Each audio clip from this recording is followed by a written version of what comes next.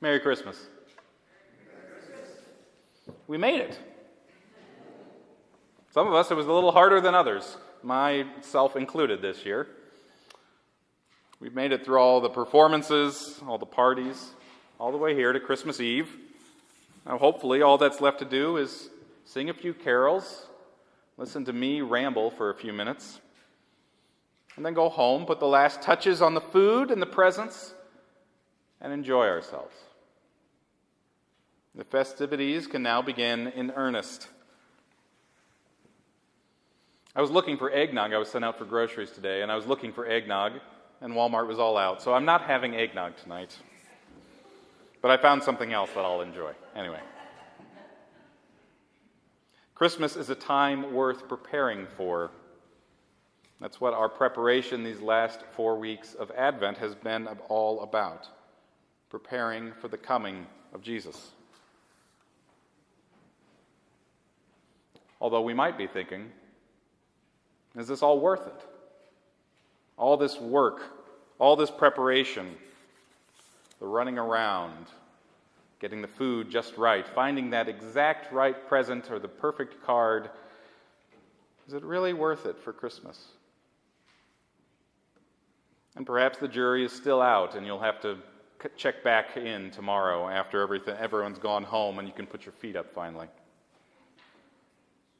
But I can tell you that the long preparation for that first Christmas was worth it in God's eyes.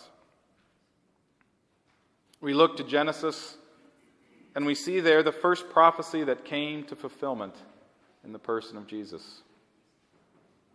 There in the Garden of Eden, God tells the serpent who had tempted Adam and Eve that there will come someone, a descendant of Eve, who will crush the serpent's head. That power of the serpent will eventually be undone by one descended, an offspring of Eve. Even there at the beginning, God is already preparing for the coming of Jesus, hidden in these mysterious prophecies. Then we move on with Abraham, and God promises that all the nations of the world, all the peoples, all the ethnicities, will be blessed through Abraham and through his descendants. And then on to Moses and the Israelites, and he promises that though they are a pilgrim people and then a priestly people, they have the law, they've been situated right along trade routes, they are ready to meet and greet and let God's name be known through their divine placement. And yet, even then, Moses in the law says that another will come to lead and teach the people of God, speaking to them just as he did, just as Moses did. And then again in the prophecy of Isaiah, God proclaims that he shall again be among them, born of a virgin, a young maiden, and that child shall be called Emmanuel, God with us. God has been preparing for the coming of Jesus from the beginning of human history. His preparation started with Adam and Eve, and then to Abraham, and through him, he prepared a people who sought his name. Andrew, would you make sure we're not on fire back there?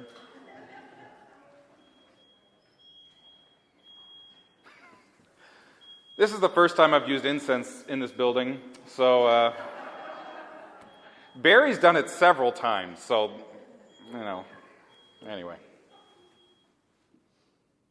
I think we'll keep going. If he comes running out, Mary, I will carry you, okay? Don't worry. From the beginning, God has been preparing to be with us. He prepared a people who sought his name.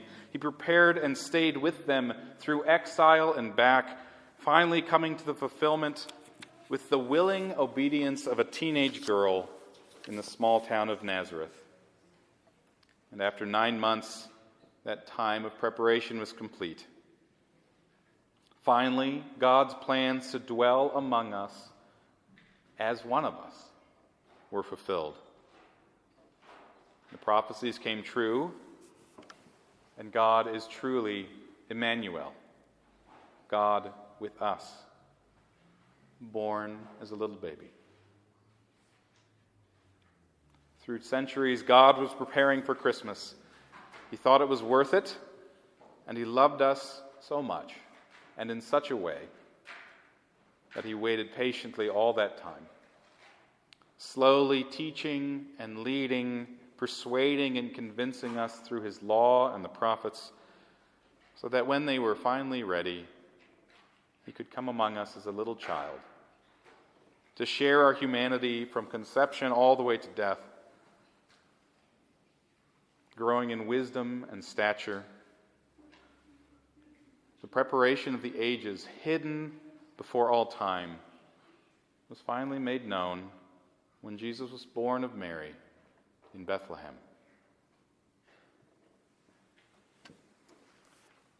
Now, I have had my moments of frustration this Advent season. My family decided to schedule their Christmas this last Sunday, so that was not my choice.